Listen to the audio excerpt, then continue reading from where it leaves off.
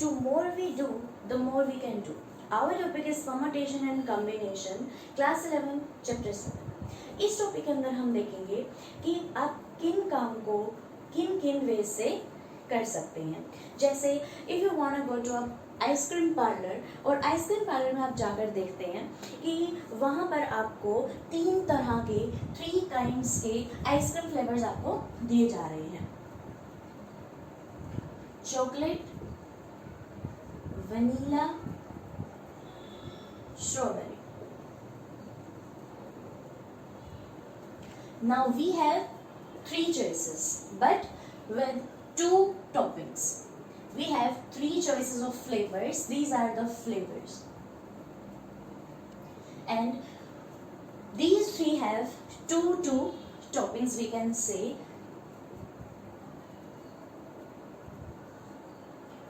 berry and cherry.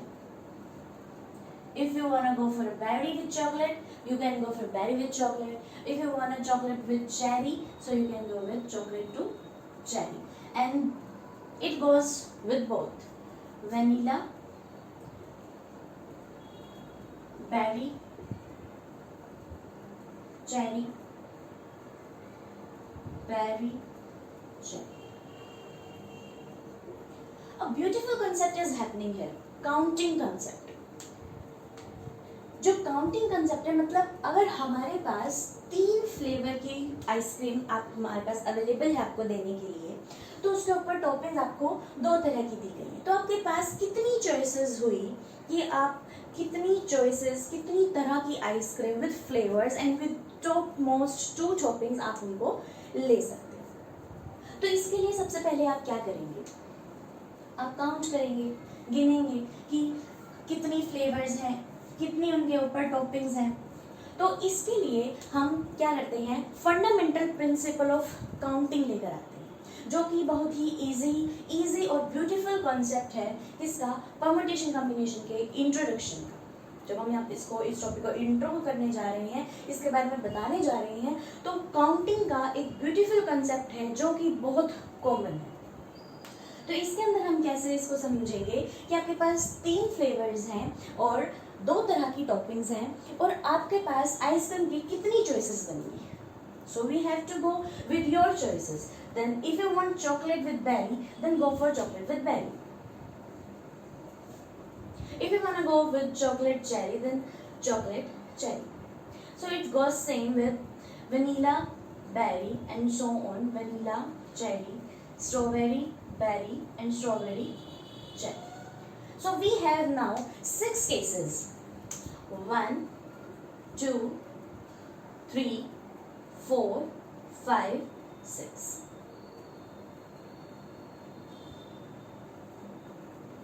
तो इसके अंदर हम देखेंगे कि आपके पास टोटल कितनी चॉइसेस आएगी. यू हैव 6 चॉइसेस, बट अगर मान लीजिए आपके पास और भी फ्लेवर्स हैं, और भी टॉपिंग्स हैं, more than 30 flavors हैं, more than 50 toppings हैं, so how can you use this criteria, because it's so lengthy in here.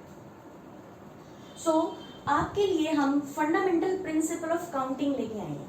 तो हम आप क्या करेंगे, आपने सिर्फ 2 काम यहाँ पर करनी है फंडामेंटल प्रिंसिपल ऑफ काउंटिंग के अंदर. सबसे पहले जो आपके पास ऑब्जेक्ट्स दिए गए हैं, आप उनकी काउंटिंग कीजिए. जैसे आपके पास फ्लेवर्स हैं, फ्लेवर्स कितने तरह के हैं आपके पास, 3 तरह के फ्लेवर्स हैं, chocolate, vanilla and strawberry. Then next flavour आपके पास कितने दिए गए, उनके ऊपर टॉपिंग्स कितने तरह की दी गई है. मतलब जो हमारा दूसरा स्टेप है, जो हमारी प्रोसेस का दूसरा स्टेप है, उसके अंदर आपके पास कितनी चॉइसेस दी गई है. Everything has 2 toppings. Everything has 2 choices. If chocolate with berry, chocolate with cherry, vanilla berry and vanilla cherry. So these 3 has these both toppings. Okay. So 3 into 2 ways are defined for this. Because अगर आपके पास 3 flavors हैं और 2 topic हैं, तो इन दोनों के पास मिलाकर आपके पास कितनी चॉइसेस बनेंगी, 3 into 2 is equals to 6 ways. 6 इस बेस से आप क्या कर सकते हैं, अपनी आइसक्रीम का फ्लेवर चूज कर सकते हैं और आराम से बैठकर आइसक्रीम पार्लर में आप उसे खा सकते हैं। नेक्स्ट बात आती है कि आपने, ये तो हो गया मल्टीप्लिकेशन का, फंडामेंटल प्रिंसिपल ऑफ काउंटिंग के अंदर ये है आपके पास एक पहला टाइप मल्टीप्लिकेशन, मतलब इस काम को साथ में किया गया है, independent with. So for the next topic, fundamental principle of counting का दूसरा टॉपिक है एडिशन रूल। एडिशन रूल को हम किस तरह से समझेंगे कि हमारे पास जो काम है उसके लिए हमें कितनी चॉइसेस दी गई हैं। मतलब अगर मान लीजिए आपने एक हॉल में एंटर किया, आप एक बड़े AC, full AC condition hall में एंटर करते हैं, बहुत बड़ी पार्टी है वहाँ पर, और वहाँ पर आप एंट्री करते हैं 1 गेट से। मान लीजिए आपने इस गेट से एंटर कर लिया, तो आपके पास वहां पर अवेलेबल है टोटल 5 डोर्स जहां पे आप एग्जिट कर सकते हैं। तो उस आपके पास एग्जिट करने के कितनी चॉइसेस हुई, 1 2 3 4 5, ठीक। 1 is for right side and second is from left side. So आपके पास कितनी चॉइसेस होंगी, अब देखिए आप एक टाइम में, अब हमने क्या करना है कि हमने इस होल से एग्जिट करना है, तो इस होल से एग्जिट करने के लिए we have to choose 1 door, so either is left और इज राइट। सो अब हम क्या करेंगे कि लेफ्ट साइड में हमारे पास कितनी चॉइसेस हैं एग्जिट होने के लिए, 2, टोटल कितनी चॉइस है 2। और राइट साइड से अगर आपको एग्जिट करना है तो आपके पास कितनी चॉइसेस हैं 3।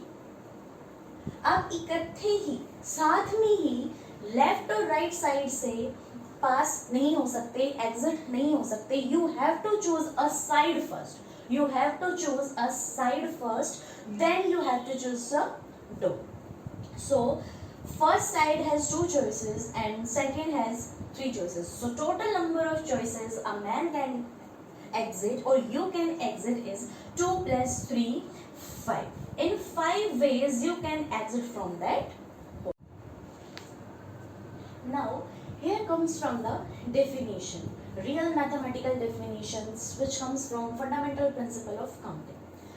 So अभी हमने एक एग्जाम्पल किया फॉर आइसक्रीम पार्लर का कि आपके पास 3 चॉइसेस थी, chocolate, vanilla and strawberry, so and you have 2 topping choices on them, so you have 2 into 3 ways, so you have 6 ways to eat that ice cream. Now multiplication का हम definition अगर देखें, अगर उसको मैथमेटिकल ढंग से पढ़ें तो क्या होता है कि अगर आपके पास कोई काम है वो परफॉर्म किया जाना है, अगर पहला काम है तो वो m वे से परफॉर्म किया जाएगा और जो दूसरा काम है वो आपका n वे से परफॉर्म किया जा रहा है। तो अगर वे साथ में काम कर रहे हैं, अगर वो इंडिपेंडेंट ना होकर these operations are taken together, सो अगर वो काम साथ में हो रही है क्योंकि आपने फ्लेवर्स चूज करा, देन टॉपिंग चूज करी, and you are eating that ice cream with flavour and toppings both, तो आपके पास वो वेज जो है, वो नंबर ऑफ वेज है, वो कहाँ से आएगा, वो किस प्रिंसिपल से आएगा, वो मल्टीप्लिकेशन प्रिंसिपल से आएगा, because you are doing that operation together with both operations. But अगर हम एडिशन प्रिंसिपल की बात करते हैं, तो एडिशन प्रिंसिपल में क्या होता है कि अगर आपके पास एक ऑपरेशन आपने परफॉर्म करा, एक काम आपने करा और उसके करने के तरीके आपके पास n तरीके हैं आपके पास उनको करने के। नेक्स्ट अगर दूसरा आप ऑपरेशन करने जा रहे हैं तो दूसरा जो काम है वो पहले काम से इंडिपेंडेंट है, वो उस पर डिपेंड होकर नहीं जाएगा। जैसे भी हमने एग्जांपल लिया कि अगर आप एक होल में एंट्री करते हैं और उसके बाद आपने एग्जिट करना है तो आप या तो लेफ्ट साइड चूज करोगे या फिर राइट साइड चूज करोगे, आप साथ में ही दोनों साइड्स साथ में चूज नहीं कर सकते। You have to choose the side first and then you have to choose a door. So अगर आपके पास एक काम हो चुका है m वेज में और दूसरा हो चुका है n वेज में, लेकिन दूसरा डिपेंड नहीं करता है, which is independent from first. So इस काम को करने के तरीके क्या होंगे, m प्लस n वेज, क्योंकि या तो आप लेफ्ट हैंड साइड के उन दो डोर में से एक डोर चूज कर सकते थे, या फिर आप राइट साइड के 3 डोर्स में से वो डोर चूज कर सकते थे। It's up to you. So this is the principle, multiplication principle and addition principle. And I am adding one thing in here, ये जो परफॉर्मिंग स्टाइल है प्रिंसिपल का, ये फाइनाइट नंबर्स के लिए यूज होता है और ये साथ में यूज होता है, ये आप पढ़ चुके हैं। लेकिन जब आप एडिशन प्रिंसिपल की बात करते हैं तो एडिशन प्रिंसिपल के अंदर आप देखेंगे कि ये जो वर्क है, इस तरह के जो ऑपरेशन है, जब आपने उस होल के अंदर से जब आपने एग्जिट करना था, तो उस एग्जिट पोर्शन के अंदर आपको एक अलग, एक म्यूचुअली एक्सक्लूसिव ऑपरेशन करना था, जो कि आपके पास क्या हो, एक अलग से एक डिसजॉइंट सेट है, एक तरह का एक डिसजॉइंट बात है, एक अलग बात है कि आपने एक ही डोर चूज करना है, वो आपस में डिसजॉइंट होनी चाहिए, अटैच नहीं होने चाहिए, वो एक दूसरे से अलग होनी चाहिए, उनका प्लेस अलग है, उनकी साइड अलग है। तो इसलिए एडिशन प्रिंसिपल का क्राइटेरिया रहता है कि अगर आपके पास एक काम है और दूसरा उस पर डिपेंड नहीं करता है, तो उन दोनों का करने का तरीका क्या होगा। और मल्टीप्लिकेशन में आप कहना चाहेंगे कि अगर आपके पास काम करने का m तरीका है और दूसरे काम को करने का n तरीका है, then they can be occur together. So the multiplication principle, according to multiplication principle, this operation taken together and can be performed in m into n ways. After the concept of fundamental principle of counting, हम एक नया और एक छोटा सा easy सा topic हम देखते हैं फैक्टोरियल का। फैक्टोरियल के अंदर ये क्या कहना चाह रहा है कि फैक्टोरियल एक ऐसी प्रोडक्ट है किनकी, नॉन नेगेटिव इंटीजर्स की, और you can say positive integers की, जो आपको एक नंबर डिफाइन करने में हेल्प करता है। जैसे कि product of positive integers n till n और less than equals to n। तो इसके लिए आप क्या करोगे कि आपने स्टार्ट करना है from 1, because first non negative integer is 1। 1 into 2 into 3 into 4 into so on into n। तो ये जो है हमारे पास product of positive integers less than और equal to n, it's called n factorial. This is the notation of factorial. तो इसका काम क्या होता है हमारे पास कि अगर आपने कोई काम किया है तो उस काम को करने के जो तरीके हैं, जो आपने तरीके करे हैं कि वो कितने वेज से वो एक ही काम किया जा सकता है, तो इसके लिए आप इस फैक्टोरियल कॉन्सेप्ट का यूज करते हैं। जैसे अगर हम बोले कि ये काम जो है वो n वेज से हो सकता है, तो n वेज से मतलब या तो आप उसको एक बार परफॉर्म करेंगे, दूसरी बार, तीसरी बार, सो ऑन टू n, आप उस काम को n तक परफॉर्म कर रहे हैं। तो उसकी जो नोटेशन है, उसकी जो परफॉर्मेंस है, वो किसके इक्वल आएगी, n फैक्टोरियल के इक्वल आएगी। फैक्टोरियल के लिए आप एक प्रैक्टिकल एग्जांपल देख सकते हैं कि अगर एक कंपनी है, उसके ओनर जो बिजनेस में इन कैटेगरीज को, इन टॉपिक्स को यूज करता है, कैसे कि मान लो उस कंपनी के ओनर ने ट्रक्स की डिलीवरी करनी है, this is the company of trucks and he wants to deliver his trucks in each districts.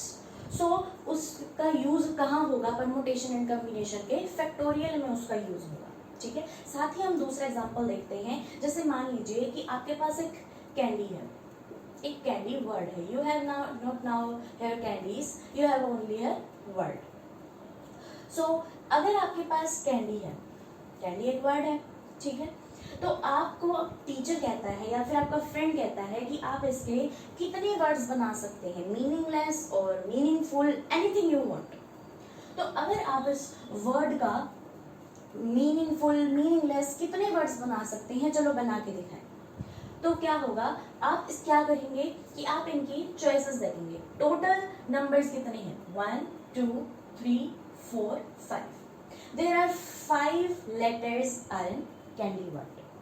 तो आप क्या कर सकते हैं, आप CANDY लिख सकते हैं, ANDCY लिख सकते हैं, NDCAY लिख सकते हैं, सो मैनी अदर्स। तो आपसे पूछा गया है कि आप कितने लेटर्स बना सकते हैं, तो आप क्या करेंगे, सिंपल आप फैक्टोरियल का यूज करेंगे।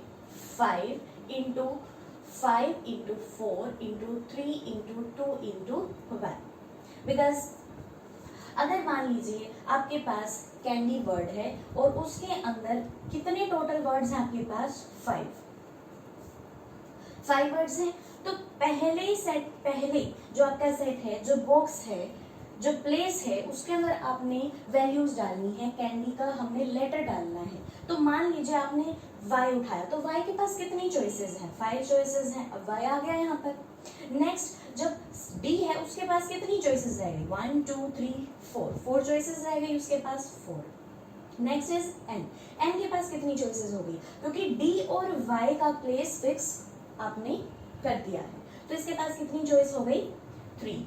एंड ए के पास अब कितनी चॉइसेस बनी, हमारे पास 2 चॉइसेस बनी, या तो वो यहाँ आ सकता है या फिर वो यहाँ आ सकता है, तो A has 2 choices, so C have only 1 choices. तो टोटल चॉइसेस आर, इनके पास 5 है, 4 3 2 1, और ये क्या है, साथ में अकर हो रही है, साथ में एक लेटर बन रहा है, तो आप क्या यूज कर सकते हैं इसके अंदर, फैक्टोरियल का यूज कर सकते हैं, डायरेक्ट फैक्टोरियल का यूज कर सकते हैं, 5 इंटू 4 इंटू 3 इंटू 2 इंटू 1, तो ये किसके इक्वल हो जाएगा, 5 फैक्टोरियल के इक्वल हो जाएगा हमारे पास, और 5 फैक्टोरियल के इक्वल क्या होगा, 5 into 4 into 3 into 2 into 1। Answer is R 5 4 से 20, 20 3 इंटू 2 6, 6 इंटू 20 इज 120। 120 वेज से आप कैंडी वर्ड का मीनिंगफुल और मीनिंगलेस लेटर्स बना सकते हैं, वर्ड्स बना सकते हैं। तो ऑर्डर इंपॉर्टेंट के लिए आप क्या करेंगे कि इस काम को करने के जो तरीके हैं, जो ऑर्डर वाइज काम आपने किया है, उसके लिए आप क्या डिस्कस करेंगे, प्रिंसिपल, मैथमेटिकल इंडक्शन और परमुटेशन। अगर आप कोई काम कर रही हैं, जैसे if you are choosing an ice cream, तो सबसे पहले आपने क्या करा है, उसका फ्लेवर चूज करा है, देन उसके बाद आपने उसकी टॉपिंग यूज करी है, उसके बाद आपने उसके आइसक्रीम पार्लर में जाकर उसके आइसक्रीम ली, ठीक है। तो सबसे पहले आपने क्या करा कि ऑर्डर उसका इम्पोर्टेंट है या नहीं, मतलब स्टेप बाय स्टेप अगर आप काम कर रहे हैं तो वो उसका इम्पोर्टेंट है या नहीं। अगर उसका ऑर्डर इम्पोर्टेंट है, अगर वो काम स्टेप बाय स्टेप किया जा रहा है, तो आप क्या यूज करेंगे, तो उसके बाद आप देखेंगे कि वो काम कितनी बार किया जा रहा है, कितनी बार उस काम को दोहराया जा रहा है, रिपीटेशन की जा रही है, उसके अंदर रिपीट किया जा रहा है। तो इसके लिए आपके पास 2 फॉर्मेट्स होते हैं, एक होता है मल्टीप्लिकेशन प्रिंसिपल और एक होता है परमुटेशन। दूसरा, अगर आपके पास रिपीटेशन हो रही है काम करने के लिए, और अगर रिपीटेशन नहीं हो रही है, ठीक है, अगर आप उस काम को करने के लिए, अगर आप उस काम को बार बार कर रहे हैं, तो आपके पास कौन सा होगा, मल्टीप्लिकेशन प्रिंसिपल, क्योंकि आपने उसको बार बार काम किया, तो आपने उसको क्या करा है, मल्टीप्लाई किया है उस काम को। क्योंकि अगर एक काम आप इतने वेज से कर सकते हैं और दूसरा काम इतने वेज से कर सकते हैं, n वेज से कर सकते हैं, तो आपके पास टोटल वेज कितने होते हैं, m इंटू n। तो उन m वेज में वे काम रिपीट हुए हैं, ठीक है, उस काम को बार बार किया गया है। नेक्स्ट, अगर रिपीटेशन अलाउड नहीं करते, अगर आपका काम ऑर्डर वाइज तो हो रहा है, अगर आपने एक स्टेप आप ऊपर चढ़े स्टेयर्स के ऊपर, तो दूसरा फिर तीसरा स्टेयर्स के ऊपर आप स्टेप चढ़े, लेकिन आप दूसरा जो स्टेप है स्टेयर्स का, वो आप रिपीट नहीं कर पा रहे, क्योंकि आप दूसरे से आप थर्ड पे जाओगे। तो अगर वहां पर आपको रिपीटेशन की जरूरत नहीं है, so you have to choose the permutation. अगर आपके पास ऑर्डर इंपॉर्टेंट नहीं है, अब बात आती है कि आपका जो काम हो रहा है वो स्टेप वाइज हो रहा है, स्टेप वाइज नहीं हो रहा है, बस मैटर ये करता है कि आपका काम हो रहा है और वो काम साथ में हो रहा है। तो इसके लिए आप कौन सा टॉपिक यूज करेंगे, कॉम्बिनेशन का। We have to combine the situations और कंबाइन द स्टेप्स। तो अगर ऑर्डर इंपॉर्टेंट नहीं है, अगर आपका काम करने के तरीकों में ऑर्डर काम नहीं करता, इतना मैटर नहीं करता, so you have to choose combination. अगर ऑर्डर मैटर करता है तो वो क्या हो जाएगा, रिपीटेशन। उसके बाद हम रिपीटेशन देखेंगे। कि वो काम अगर बार बार किया जा रहा है तो आप फंडामेंटल प्रिंसिपल का कौन सा रूल यूज करेंगे, मल्टीप्लिकेशन प्रिंसिपल। और अगर रिपीटेशन अलाउ नहीं है, अगर वो काम स्टेप बाय स्टेप किया जा रहा है, तो आप विदाउट रिपीटेशन क्या यूज करेंगे, परमुटेशन यूज। देखिए, अगर ऑर्डर इम्पोर्टेंट है तो आप अपने काम को अरेंजमेंट्स में रखते हैं, तो उसके बाद देखा जाता है कि उन अरेंजमेंट्स में आपका किया हुआ काम, की हुई परफॉर्मेंस कितनी बार रिपीट हो रही है। अगर वो रिपीट हो रही है, so you have to apply the multiplication principle which we discuss before. और अगर रिपीटेशन नहीं हो रही है तो आपको क्या करना है, परमुटेशन यूज करना है। परमुटेशन के अंदर क्या होता है कि आप नंबर ऑफ वेज कि किसी परफॉर्मेंस को करने के जो तरीके हैं वो आपके पास n है, या फिर आपने n ऑब्जेक्ट्स हैं आपके पास, you have n objects and you are taken r objects at a time। तो आपने उन ऑब्जेक्ट्स के अंदर से r ऑब्जेक्ट्स ले लिए हैं, या फिर आपने कोई परफॉर्मेंस करी n वे से, और n वे से आप कर सकते हो और आप r वे से कर चुके। तो इसके लिए आप क्या यूज करेंगे, परमुटेशन, कि आपके पास कोई काम था, कोई ऑब्जेक्ट्स थे, सो you have taken away r eight a time, मतलब कुछ उनमें से कुछ ऑब्जेक्ट्स आप वहां से ले चुके हैं। तो आपको उसके बाद बताना है कि आपकी की हुई परफॉर्मेंस कैसी है, कितने वे से है। तो इसके लिए आप यूज करेंगे factorial notation of n upon n minus r, मतलब टोटल अपॉन में टोटल माइनस क्या r, जो कि आप ले चुके हैं, मतलब वो काम हो चुका है। तो जितना बच गया, जितना भी आपके पास मटेरियल यहाँ अवेलेबल है, उसके अकॉर्डिंग आपने अपनी परमुटेशन बतानी है, अपने की हुई परफॉर्मेंस के वेज बताने हैं। तो इसलिए आप परमुटेशन यूज करेंगे। जैसे आप एक एग्जांपल लेके चलें कि एक स्टूडेंट है, 11 स्टूडेंट है, 11 स्टूडेंट्स हैं, और वो क्या कर रहे हैं, वो एक पार्टिसिपेट करते हैं ड्राइंग कंपटीशन के अंदर। क्या बोला मैंने कि 11 स्टूडेंट्स हैं और ड्राइंग कंपटीशन के अंदर वे पार्टिसिपेट करते हैं। तो कितनी पॉसिबल चांसेस हैं कि फर्स्ट 3 प्राइज मिलेगा, कितना, फर्स्ट 3 प्राइज उनको मिल जाएगा। 11 students are participating in drawing competition and what is the possibilities, what is the chances to get 3 prizes, first 3 prizes they won. So total ways हमारे पास कितने हुए, 11 हुए, और हम कितने की उम्मीद कर रहे हैं, फर्स्ट 3 की उम्मीद कर रहे हैं, फर्स्ट 3। इट मींस हमने क्या रखा उनको, सबसे पहले स्टेप बाय स्टेप चलेंगे। हमने सबसे पहले क्या करा, ड्राइंग कंपटीशन लिया। ड्राइंग कंपटीशन के अंदर हमने उनकी चीजों को अरेंजमेंट्स में रखा, मतलब ऑर्डर वाइज लगाया। ऑर्डर वाइज ही हमारे से क्वेश्चन पूछा गया कि फर्स्ट 3 के 1, मतलब जीतने का ड्राइंग कंपटीशन में कितने चांसेस हैं। तो आर की अब वहां यहाँ वैल्यू क्या हो जाएगी, 3। तो आपने बताना है कि कितने तरीके हो सकते हैं चूज करने के, हमारे पास कितने वेज हो सकते हैं।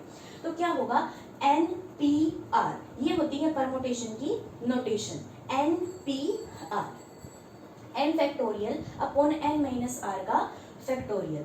तो ये हो जाएगा हमारे पास 11 का फैक्टोरियल अपॉन में 11 माइनस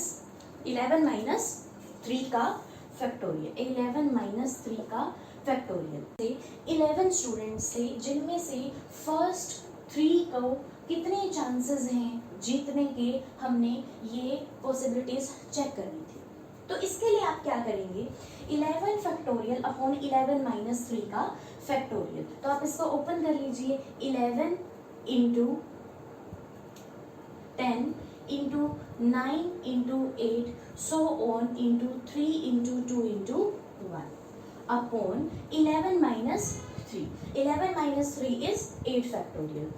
सो 8 फैक्टोरियल को अगर आप ओपन करेंगे तो क्या हो जाएगा, 8 into 7 into 6 into so on into 3 into 2 into 1।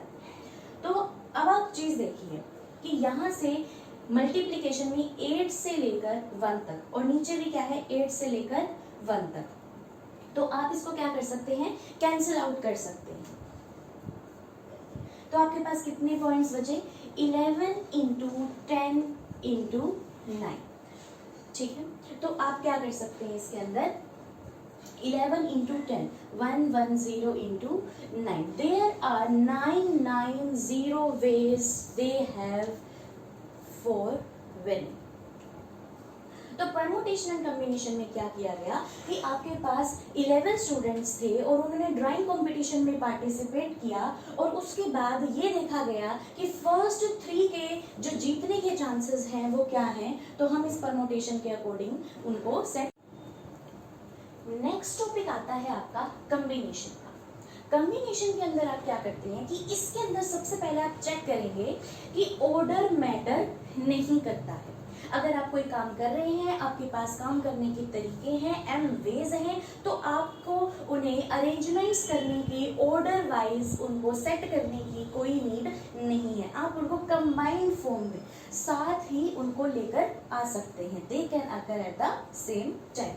तो इसकी डेफिनेशन क्या रहेगी मैथमेटिकली कि कॉम्बिनेशन के अंदर हमें अगर यूज करना हो तो हम क्या करेंगे, टोटल नंबर ऑफ कॉम्बिनेशंस लेके चलेंगे, टोटल नंबर ऑफ कॉम्बिनेशंस लेके चलेंगे, और उसमें से हम क्या करेंगे, taken r at a time. हम उन कॉम्बिनेशंस में से, उन n कॉम्बिनेशंस में से r कॉम्बिनेशंस को लेंगे और साथ में परफॉर्म कराएंगे। जैसे मान लीजिए आपके पास 5 बॉयज हैं एंड 5 गर्ल्स हैं, और आपने क्या करना है, कमेटी बनानी है। कमेटी बनाने के लिए आपने क्या करना है कि उन 5 बॉयज में से 3 बॉयज होने चाहिए और उन 5 गर्ल्स में से 2 गर्ल्स होनी चाहिए।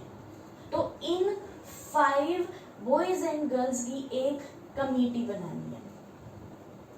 तो इस कमेटी को बनाने के लिए आप क्या करेंगे, देखो ऑर्डर मैटर नहीं करता। आप चाहे बॉयज के बारे में पहले बात करें, चाहे गर्ल्स के बारे में पहले बात करें, ऑर्डर मैटर नहीं करता है। आपने कंबाइन करके लेके चलना है, आपने बॉयज भी कलेक्ट करने हैं, गर्ल्स भी कलेक्ट करने हैं। तो इसके अंदर आप सबसे पहले क्या देखेंगे कि नंबर ऑफ कॉम्बिनेशंस कितने हैं हमारे पास, 5 बॉयज हैं और 5 गर्ल्स हैं, ठीक है। तो इसके लिए आप क्या करेंगे, आप बाय डेफिनेशन इसे यूज कर सकते हैं। देखिए कॉम्बिनेशन का जो नोटेशन है वो होती है हमारे पास NCR, number of combination over combination with R is taken away. तो इसके लिए हमारे पास फॉर्मूला डिराइव है कि n फैक्टोरियल अपॉन में R factorial into n minus R का फैक्टोरियल। मतलब ये तो हो गए हमारे पास टोटल कॉम्बिनेशंस, और ये n माइनस R का फैक्टोरियल हो गया कि आपने वो काम जो किया था उसमें से R taken away at the time, कि उनमें से जो आप R जो काम हो चुके थे उनको आपने बाहर निकाल दिया, जो बच गए उनका काम। और साथ में क्या होता है कॉम्बिनेशन, आपको कंबाइन करके लेके चलना पड़ता है। जो आपकी परफॉर्मेंस है उसको आपको साथ में, दूसरी जो परफॉर्मेंस है वो आपको साथ में लेके चलनी पड़ती है। तो इसके लिए क्या होगा कि R फैक्टोरियल, जो आपने R फैक्टोरियल, जो आपने R चीजें साथ में ली थी, क्या ली, जो साथ में आपने वो R चीजें करी थी वे भी आएंगी, और जो आप R काम कर चुके हैं उनके अलावा n माइनस R का फैक्टोरियल, उनके अलावा भी आपके पास यहाँ पर परफॉर्मेंस कंसीडर्ड होगी। तो इसके लिए अब हम एज एग्जाम्पल सीख रहे थे कि 5 बॉयज हैं, 5 गर्ल्स हैं, हमें क्या सिलेक्ट करना है, 3 boys from 5 and 2 girls from 5 girls. तो आप फर्स्ट केस के अंदर आप कॉम्बिनेशन यूज करेंगे तो कैसा परफॉर्म होगा, 5C3, कैसा होगा performance, 5C3, 5 factorial upon 3 factorial, 5 minus 3 factorial, मतलब 5 माइनस 2, 5 माइनस 3 इज 2 फैक्टोरियल। तो अब हमने क्या करा इसके अंदर कि हमारे पास टोटल बॉयज भी आ गए कि कितने इनमें से आ सकते हैं, और अपॉन में जो 3 बॉयज हम ले चुके हैं, जो 3 बॉयज हम ले चुके हैं टेकन अवे, उनके चांसेस कितने हैं, और साथ में जो कॉम्बिनेशन फॉर्म है कि जो बच्चा नहीं आ पाया n माइनस R फैक्टोरियल, जो बच्चा सिलेक्ट नहीं हो पाया उसका, क्योंकि हमें कंबाइन करके चीजों को चलना, दोनों परफॉर्मेंस साथ में होनी चाहिए। तो इसके लिए क्या होगा, 5 factorial upon 3 factorial upon 2 factorial. तो आप इसको सॉल्व कर सकते हैं। इसको सॉल्व करने का तरीका है 5 इंटू 4 इंटू, आप 3 फैक्टोरियल पे भी छोड़ सकते हैं, अपॉन 3 फैक्टोरियल इंटू 2 फैक्टोरियल आप ओपन कर सकते हैं, 2 इंटू 1, देन 3 फैक्टोरियल जो है यहाँ से कैंसिल हो जाएगा, 2 2। आपके पास टोटल 10 वेज आ गए कि आप 5 बॉयज में से 3 बॉयज ले सकते हैं और उनको सिलेक्ट करने के कि पहले कौन सा बच्चा आएगा, फिर कौन सा बॉय आएगा, फिर थर्ड आएगा, फिर पहले सेकंड आएगा, तो आप उनके वेज चूज कर सकते हैं। सिमिलरली फॉर गर्ल्स में आप क्या करेंगे, 5C2, सेम प्रोसीजर है। 5C2 में क्या होगा, 5 factorial upon 2 factorial, 5 minus 2 factorial मतलब n minus r factorial, 5 minus 2 factorial it means 3 का फैक्टोरियल। तो आप इसको सेम करेंगे, ये क्या हो जाएगा, आपके पास सेम आंसर आएगा, 5 into 4 into 3 factorial upon 2 into 1 into 3 factorial. तो यहाँ से कट करेंगे तो आपके पास सेम आ जाएगा 2, 5 इंटू 2। तो आपके पास यहाँ पर भी 10 वेज हो गए। सो you have 10 ways to select 3 boys from 5. 10 ways. We have 10 ways to select 3 boys from 5. And we have 10 ways to select 2 girls from 5. तो ये कंसेप्ट है हमारा कॉम्बिनेशन का कंसेप्ट। तो हमारे कॉम्बिनेशन जो है मैथमेटिकली प्रूव हो चुका है। तो इसके अंदर हम क्या चेक करेंगे कि टोटल वेज आपके पास काम करने के, जो कॉम्बिनेशन, जो हमारा मेन कंसेप्ट था कॉम्बिनेशन का, उसको करने के लिए क्या तरीका रहेगा। देखिए 10 वेज थे आपके पास बॉयज के लिए एंड 10 वेज थे आपके पास गर्ल्स के लिए। तो आपके पास टोटल वेज हो जाएंगे 10 into 10 is equals to 100 ways for selecting boys and girls to make a community. At last हम डिस्कस करेंगे an overview कि आप फंडामेंटल प्रिंसिपल ऑफ काउंटिंग्स में हमने किया, principle of multiplication and principle of addition, कि आपके पास अगर m वेज है करने के तरीकों को और एक दूसरे काम को करने के तरीके को n वेज है, तो आपके पास टोटल वेज क्या रहेंगे, m इंटू n वेज रहेंगे अकॉर्डिंग टू मल्टीप्लीकेशन। दूसरी बात हमने करी एडिशन प्रिंसिपल की, अगर आप एक काम को कर रहे हैं और उसको m वेज से कर रहे हैं, और दूसरी बात कि अगर आपने n वेज से काम किया है लेकिन वो जो n वेज से काम किया है वो उस पर डिपेंड नहीं करता है पहले काम से, तो आप क्या करेंगे m प्लस n वेज से करेंगे। मल्टीप्लिकेशन में हमने आइसक्रीम का एग्जांपल लिया था, तो आइसक्रीम में हमने क्या किया था कि पहले हमने फ्लेवर्स लिए थे, उसके बाद उसकी टॉपिंग्स ली थी, तो दोनों को हमने साथ में कर किया था, साथ में हमने दोनों को परफॉर्म किया था कि पहले हमने वो काम किया है, पहले उनको अरेंज करा, पहले हमने क्या करा, फ्लेवर चूज करा, उसके बाद टॉपिंग चूज करी, तो दोनों साथ में हमारे पास आउटपुट निकली उसकी, तो हो गया हमारे पास m इंटू n वेज। अगर हमने जब एडिशन प्रिंसिपल समझा, तो एडिशन प्रिंसिपल के लिए हमने क्या देखा कि अगर आप एक होल में एंटर करते हैं और उस होल के अंदर 5 डोर हैं जहां से आप एग्जिट कर सकते हैं, तो लेफ्ट हैंड साइड आपको 2 वेज मिले थे और राइट हैंड साइड में आपको 3 वेज मिले थे, तो टोटल आपके पास हो गए थे 2 + 3 5 वेज हो गए थे। नेक्स्ट हमने देखा फैक्टोरियल। फैक्टोरियल क्या था, फैक्टोरियल था प्रोडक्ट। तो फैक्टोरियल के अंदर हमने देखा कि product of positive integers, factorial की नोटेशन क्या थी हमारे पास n फैक्टोरियल। तो इसके अंदर हमने देखा कि ऐसे नेचुरल नंबर्स जिनके हम प्रोडक्ट करके लिख सकते हैं वो किस में दिखाए गए, फैक्टोरियल में। टेक एन एग्जांपल, जैसे आपने कैंडी का एग्जांपल लिया, उस कैंडी के एग्जांपल में था कि आपको उस वर्ड से अपने मीनिंगलेस और मीनिंगफुल आप कितने वर्ड्स बना सकते हैं। तो कैंडी वर्ड में हमारे पास कितने लेटर्स मिले थे, 5 लेटर्स मिले थे, तो अकॉर्डिंग टू दीज लेटर्स हमने कितने बनाए थे, 5 फैक्टोरियल हमारे पास वेज आए थे कि हम उन 5 लेटर्स को C ANDY, कि इन 5 लेटर्स से हम कितने वर्ड्स बना सकते हैं, 5 फैक्टोरियल, जो कि हमारा आया था 120 वेज। नेक्स्ट बात आती है अरेंजमेंट्स। अरेंजमेंट्स मतलब अगर आपने कोई काम किया है, मतलब फर्स्ट परफॉर्मेंस करी आपने M वेज से, सेकंड करी है N परफॉर्मेंस से, और मान लो आपने थर्ड परफॉर्मेंस करी है किसी W वेज से। सो सबसे पहले आप जो परफॉर्मेंस कर रहे हैं वो स्टेप बाय स्टेप आप अरेंजमेंट्स में रखें।